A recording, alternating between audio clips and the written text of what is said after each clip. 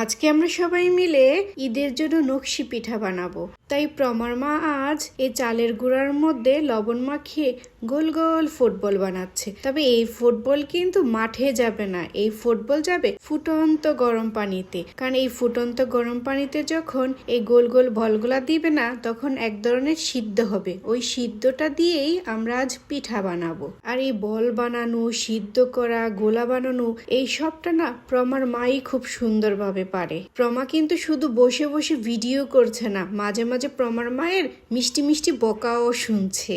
প্রমাকে মিষ্টি মিষ্টি করে বলছে, আর কত মাকে খাটাবি, এবার নিজে করে কিছু দেখা। কথাটা সত্যি হলেও কিছু কাজ না মায়ের পাশে বসে দেখতেই বেশি ভালো লাগে। গরম পানিতেও দেওয়া হয়ে গেল আর সিদ্ধও হয়ে গেল। এখন এটা নিয়ে আরেক যুদ্ধ চলবে। এই সিদ্ধ করা ফুটবলগুলা একটা বোলের মধ্যে নামিয়ে নিচ্ছে। আর এখন আমাকে ধরিয়ে দিয়েছে একটা প্রমার মতো বুডইল্লা একটা হাতল দিয়েছে। এই হাতল দিয়ে আমি প্রত্যেকটা বলকে ঠুস ঠাস করে ভাঙছি। তবে এই ভাঙ্গাটাও আমার মায়ের পছন্দ হয় নাই, বলে আমাকে দিয়ে নাকি কোনো কাজই হবে না। তারপরে এই বুডইল্লা হাতলটা নিয়ে আমার মাই ভাঙ্গা শুরু করলো। দেখুন মায়েদের কাজ কত সুন্দর হয়, তাই না? প্রমার মাটাও অনেক বেশি সুন্দর আর প্রমার মায়ের কাজও অনেক বেশি সুন্দর। তবে হ্যাঁ, প্রত্যেকটা মায়ের কাজই অনেক বেশি যত্ন সহকারে করে। মায়ের কাজ সত্যি অনেক বেশি সুন্দর হয়। আর প্রমার মাকে আজ প্রমা খুশি করিয়ে ছাড়বে। তার জন্য প্রমা কি করলো, ছোট ছোট পিঠা বানানোর জন্য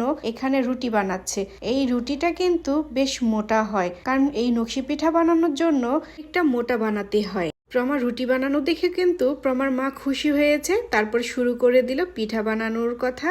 আজ কিন্তু প্রমার রেহাই নেই, আজ প্রমার কাজ করতেই হবে। তারপর একের পর এক পিঠা বানাচ্ছি আর মাও মাশাল্লাহ অনেক খুশি হয়েছে প্রমার কাজ দেখে। তারপর আর কি, এই পিঠা বানানোর পর নাকি আবার বলছে পাতার মতো করে পিঠা বানাতে হবে।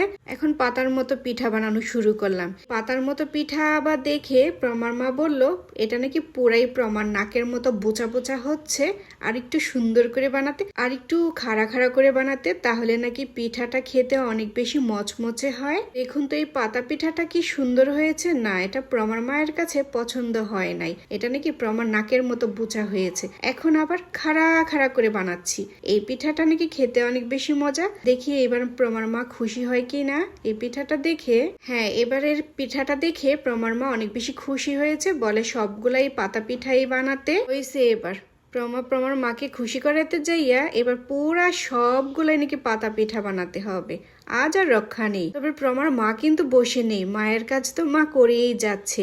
মা চুলার পাশে বসে এই গরমের মধ্যে পিঠাগুলা ভাজছে। এটা কিন্তু অনেক কষ্টের কাজ। মায়ের পিঠা ভাজা দেখে তো আমার রোজা অনেকটা হালকা হয়ে যাচ্ছে, কারণ এরকম পিঠা দেখে না খেয়ে থাকা যায় বলেন তো? আজকের মতো এখানে বিদায়। আর হ্যাঁ, প্রমার মায়ের জন্য আপনারা সবাই অনেক বেশি দোয়া করবেন।